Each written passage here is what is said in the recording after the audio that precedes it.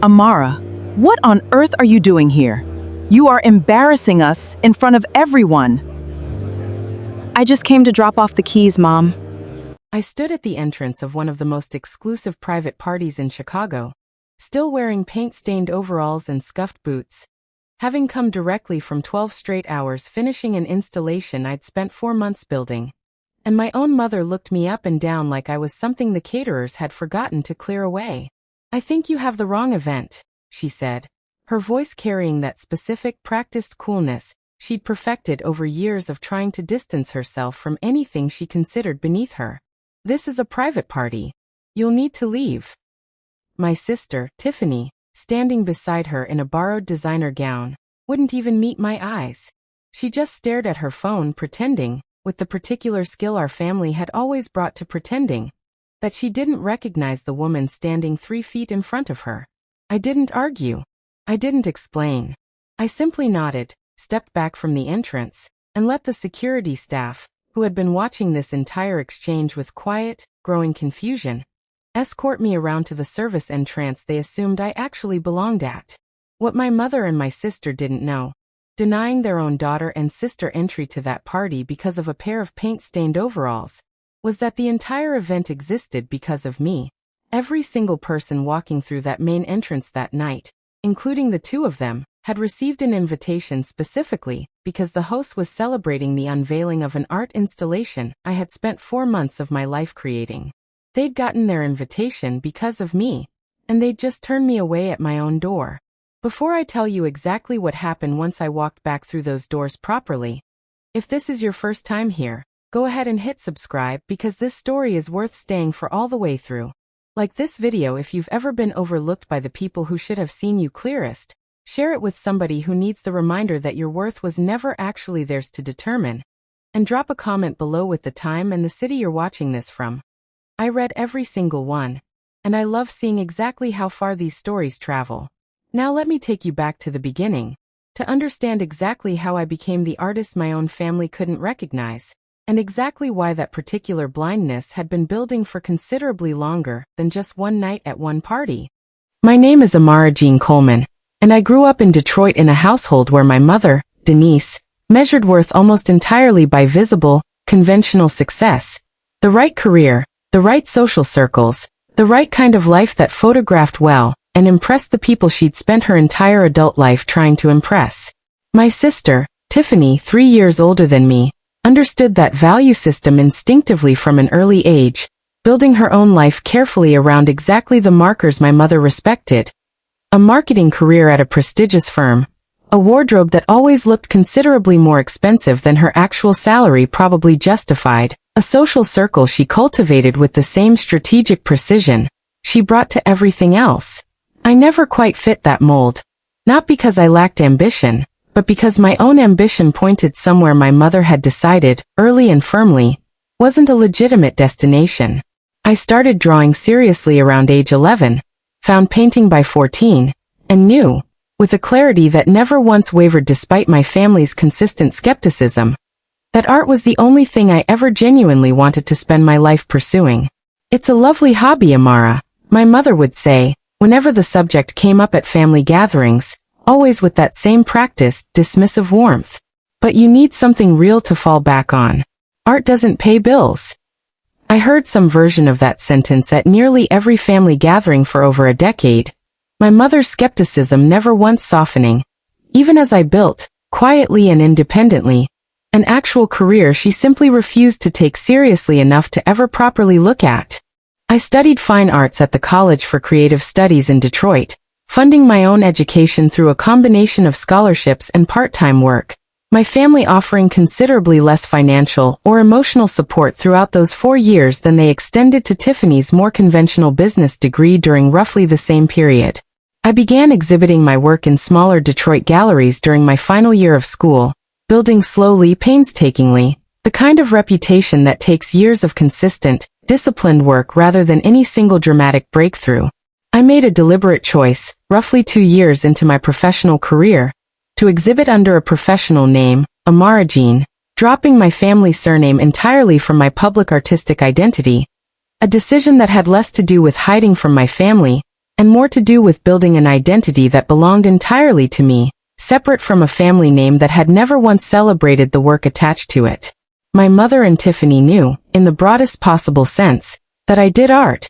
A phrase my mother used with a specific, minimizing vagueness that made clear she'd never actually looked closely enough to understand what that work had become. They didn't know the specific name I exhibited under.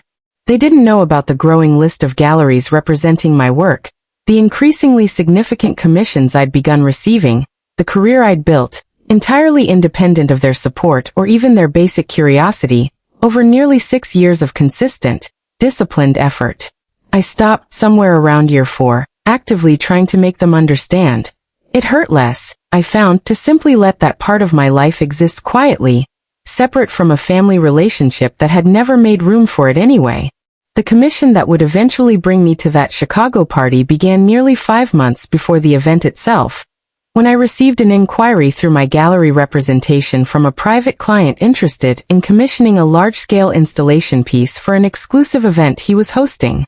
That client, I would learn during our initial consultation, was Julian Ashford Vance, a Chicago-based investor and prominent arts patron known throughout the contemporary art world for his significant, thoughtful support of emerging artists, particularly artists of color whose work he felt deserved considerably more mainstream visibility than the broader industry had historically extended them. Julian had discovered my work through a smaller gallery exhibition in Chicago roughly 8 months earlier, drawn specifically to a series I'd created exploring themes of visibility and belonging, ironic subject matter, I'd later reflect, given everything that would eventually happen at his own party. He commissioned a major installation piece specifically for an event he was planning. Not simply decorative art for the evening, but the actual centerpiece and stated purpose of the gathering itself. A formal unveiling celebration built entirely around showcasing my work to his own considerable network of collectors, critics, and fellow patrons.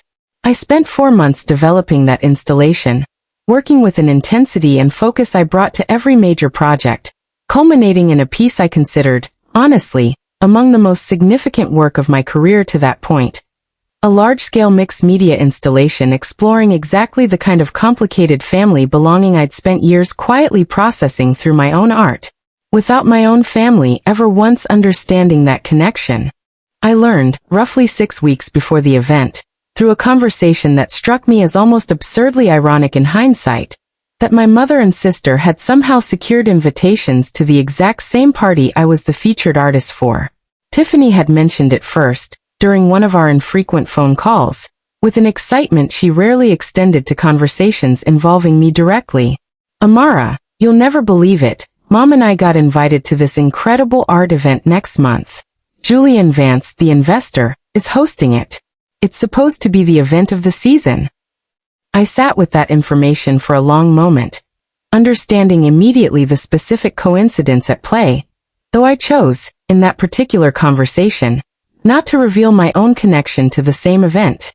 Part of me, I'll admit honestly, wanted to see exactly how the evening might unfold without any advance preparation on their part, curious, in a way I couldn't quite fully articulate even to myself, about whether proximity to my actual work, without knowing it was mine, might reveal something about how my mother and sister genuinely engaged with art they believed came from someone worth taking seriously. I later learned the specific mechanics of how they'd secured their invitations. Tiffany's marketing firm handled some peripheral event coordination work for one of Julian's business associates, a connection that had, through several careful, deliberate social maneuvers on my mother's part, eventually produced 2 coveted invitations to what had become, by that point, one of the most exclusive events on Chicago's social calendar. They had no idea, celebrating their invitation to what my mother repeatedly called such an important event, that the entire party existed specifically to showcase the career of the daughter they'd spent years dismissing as pursuing an unserious hobby. I arrived at Julian's Chicago estate on the evening of the event nearly 2 hours before the official start time, dressed exactly as I typically dressed during final installation work. Paint-stained overalls, scuffed work boots, my hair pulled back in the practical, unglamorous way that let me focus entirely on the physical demands of positioning and lighting a large-scale piece rather than any concern for how I looked while doing it. I spent those 2 hours working alongside Julian's event staff, making final adjustments to the installation's lighting, ensuring every element of the piece I'd spent 4 months creating was positioned exactly as I'd envisioned it for the evening's formal unveiling. I was exhausted genuinely, having worked nearly 12 consecutive hours finishing final details, covered in the particular accumulated evidence of exactly that kind of intensive physical and creative labor. I stepped outside briefly, close to the event's official start time, intending to circle back to the main entrance to formally check in with Julian's events coordinator before guests began arriving, still in my work clothes, not yet having changed into the more formal attire I had waiting in a bag inside. That's exactly when I encountered my mother and sister, arriving early themselves, dressed in the kind of careful, expensive formal wear my mother always insisted on for any event she considered socially significant. My mother saw me first, her expression shifting immediately from the polished, anticipatory excitement she'd clearly been carrying into the event, into something considerably colder, more dismissive, the moment she registered exactly what I was wearing. "Amara," she said, though her tone carried less genuine surprise at seeing me than a specific, immediate embarrassment about what my appearance might suggest to anyone watching. "What are you doing here? This is a private event." "I'm actually working the event tonight, Mom," I said, choosing in that exact moment not to fully explain the specific nature of that work, curious, again, about exactly how this particular conversation might unfold without that context. What on earth are you doing here, Amara? Look at you, you are embarrassing us. I just finished a 12-hour shift, Mom. I have nothing to be ashamed of. I have nothing to be ashamed of. My mother's expression tightened further, glancing quickly around at the small crowd of arriving guests, clearly calculating exactly how my presence, dressed as I was, might reflect on her own careful, curated appearance at an event she considered enormously important to her own social standing. "I think you have the wrong event," she said, her voice dropping into that specific, practiced coolness I'd heard directed at me more times throughout my life than I cared to count. "This is a private party. You'll need to leave." I looked at Tiffany, standing beside her in a borrowed designer gown, hoping, perhaps foolishly, for some flicker of recognition, some willingness to acknowledge me even if our mother wouldn't. Tiffany simply stared at her phone, pretending, with the particular skill our family had always brought to pretending, that she didn't recognize the woman standing 3 feet in front of her. I didn't argue. I didn't explain. I simply nodded, stepped back, and let the confused security staff redirect me toward the service entrance they naturally assumed someone dressed as I was must actually belong at. I want to be honest about something in this part of the story, because I think the more complicated, less dramatically satisfying truth matters here. Walking toward that service entrance, I didn't feel primarily angry. I felt, mostly, a specific, familiar grief, the particular ache of confirming once again, exactly how little my own mother and sister had ever actually seen me clearly, regardless of the specific circumstances of any given moment. This wasn't new information, not really. It was simply the sharpest, most concrete version of a pattern I'd been quietly absorbing for over a decade, ever since I'd first started taking my art seriously enough that my mother's dismissiveness became a genuine, recurring wound rather than merely an occasional disappointment. I changed into my formal clothes in a small staff area near the service entrance, taking a few minutes longer than strictly necessary, needing that time to simply breathe, to remind myself, deliberately, of exactly what I'd built over the preceding 6 years, entirely independent of any recognition my mother had ever been willing to extend. I thought about the 4 months I'd spent building that installation. I thought about Julian's genuine, considered respect for my work, respect he'd extended from the very first moment he encountered it, without ever once needing to know anything about my family background to recognize its value. I thought about every gallery, every collector, every fellow artist who had taken my work seriously over the preceding years, building, collectively, a foundation of genuine professional respect my own family had simply never bothered to notice. I finished changing, took a steadying breath, and walked back toward the estate's main entrance, prepared to formally enter the party as exactly who I actually was. Julian's events coordinator recognized me immediately as I approached the main entrance a second time, greeting me with the warm, genuine deference that had characterized our entire working relationship throughout the preceding months. "Miss Coleman, we've been looking for you." Julian wants to begin the formal unveiling within the next 20 minutes. Are you ready? I confirmed I was, moving through the entrance considerably more easily this second time. Guided directly toward the main event space where several hundred guests had now gathered, my mother and sister somewhere among them, still entirely unaware of what was about to unfold. Julian took the small stage roughly 15 minutes later, welcoming his assembled guests with the polished, genuine warmth that had made him one of Chicago's most respected patrons of the arts. Thank you all for joining us this evening for what I consider one of the most significant unveilings my collection has hosted in years. Tonight, we're celebrating the work of an extraordinary artist, someone whose vision and technical mastery represent exactly the kind of talent I believe deserves considerably more recognition than our industry has historically extended. Tonight, I share a rare vision. Everyone, please welcome Amara Coleman. He gestured toward the covered installation positioned at the center of the room. The piece I'd spent 4 months creating, still hidden beneath the formal covering that would be removed during the ceremony itself. Please join me in welcoming the artist whose work we're gathered here to celebrate tonight, Julian said, his gaze finding mine across the crowded room. Ms. Amara Jean Coleman. I watched, walking toward that small stage, the exact moment recognition crossed my mother's face. Somewhere in the crowd, her own expression shifting through a rapid, visible succession of confusion, then dawning horror, then a specific, deeply uncomfortable understanding of exactly what she'd just done less than an hour earlier at that same building's entrance.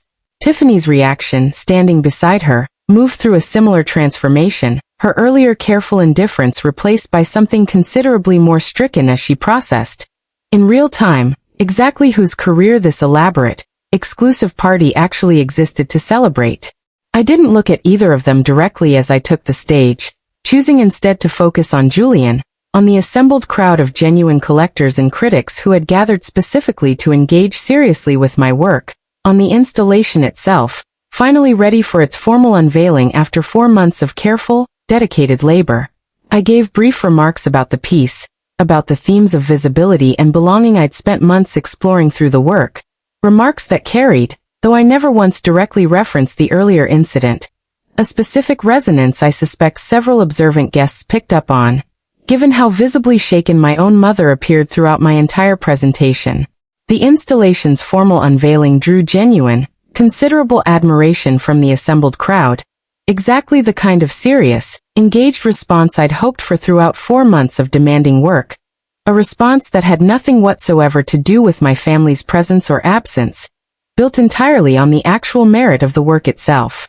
My mother approached me nearly an hour after the formal unveiling, once the crowd's attention had dispersed toward other parts of the evening's programming, her earlier cold dismissiveness replaced by something considerably more uncertain, almost fragile. Amara, I had no idea, she said, her voice carrying a specific unsteadiness I rarely heard from her. I didn't recognize you earlier. If I had known. That's exactly the problem, Mom, I said, my voice steady despite the considerable emotion sitting just beneath it. You didn't recognize your own daughter. Not because of the paint stains or the work clothes, but because you've never actually looked closely enough at who I am or what I've built to recognize it, regardless of what I happen to be wearing when you encounter it. I've always been proud of you, my mother said, though the statement landed with a hollowness we both seemed to register simultaneously. I don't think that's true, I said gently though firmly. I think you've always wanted me to build a life that looked a certain way, and when I didn't, you decided the work I was actually doing simply didn't count as something worth taking seriously. Tonight didn't create that pattern, Mom. It just made it impossible to keep pretending it wasn't there. Tiffany, standing nearby, finally spoke, her voice smaller than I'd heard it in years. I saw you, Amara. At the entrance. I saw you and I still didn't say anything. I don't have a good explanation for that. I'm sorry. I want to be honest that this story doesn't end with a neat, complete reconciliation, because that wouldn't be true to what actually happened in the months following that party, and I think the more honest version matters considerably more than a tidy resolution would.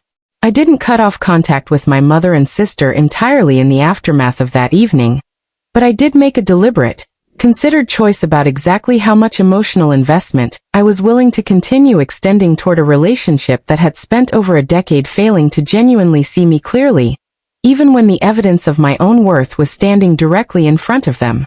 I set clearer boundaries around what I was willing to discuss regarding my career, no longer offering the kind of hopeful, vulnerable updates I'd extended for years hoping, eventually, they might finally take genuine interest. I let my work speak for itself in whatever limited context our relationship continued to occupy, without the exhausting effort of continuing to advocate for its legitimacy to people who had shown, repeatedly, exactly how little interest they held in actually understanding it. My mother has made some effort, in the 2 years since that party, to engage more genuinely with my career, attending a smaller gallery opening roughly a year later, asking more substantive questions about my current projects than she ever had previously. I've extended cautious, incremental trust in response, without allowing myself the kind of hopeful overinvestment that characterized so much of my earlier relationship with her. 2 years removed from that Chicago party, my career has grown considerably, that particular installation and its widely discussed unveiling bringing a level of attention and critical recognition that opened doors to several significant subsequent commissions and gallery representations across multiple major cities. I still exhibit under my professional name, Amara Jean, a choice that feels, in the years since that party, less like distance from my family and more like a genuine, settled identity entirely my own, built through years of disciplined work rather than any single dramatic moment of recognition.